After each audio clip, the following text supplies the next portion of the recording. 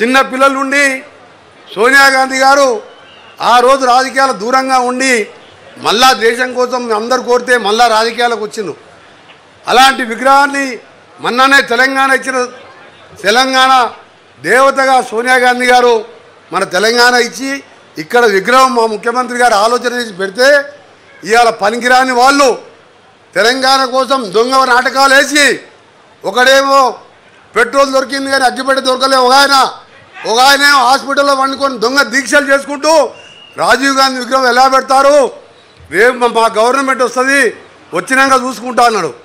నీకు సిగ్గు ఉండాలి. 3 నెలల కింద పార్లమెంట్ ఎన్నికలు జరిగితే 9 సీట్లలో 3వ స్థానం పోయినావు, 7 సీట్లలో డిపాజిట్ పోయి మళ్ళా గవర్నమెంట్కి వస్తావా నువ్వు?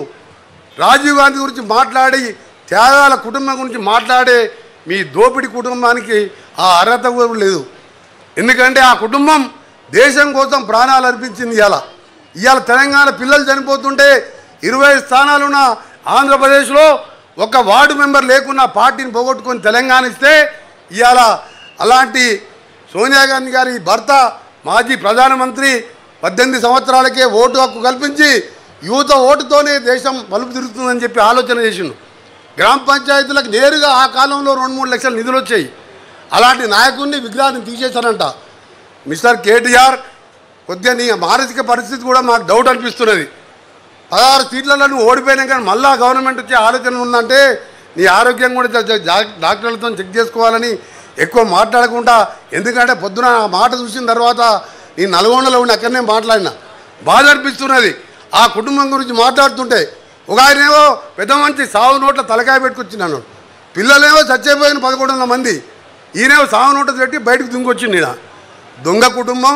ఇవాళ మా నాయకుడి మీద మాట్లాడిన మాటలకు కేటీఆర్ గారు వెంటనే క్షమాపణ చెప్పాలని మరొకసారి తెలంగాణ ప్రజల తరఫున, కాంగ్రెస్ పార్టీ కార్యకర్తల తరఫున మా గౌరవ ముఖ్యమంత్రి గారికి ఇంత మంచి విగ్రహం ఈ మంచి స్థలంలో రేపు గణేష్ పూజలు చేసుకొని నిమజ్జనం చేసుకునే సమయం ముందు రోజు ఇక్కడ ఆవిష్కరించుకోవడం నిజంగా మన అదృష్టంగా భావిస్తూ మళ్ళీ డిసెంబర్ 9వ తారీఖు రోజు 10 ఏళ్ళ అధికారం ఉంటే ఫామ్ హౌస్కే పరిమితమైన తప్ప తెలంగాణ తల్లి విగ్రహం వాళ్ళని జ్ఞాపకం రాలే.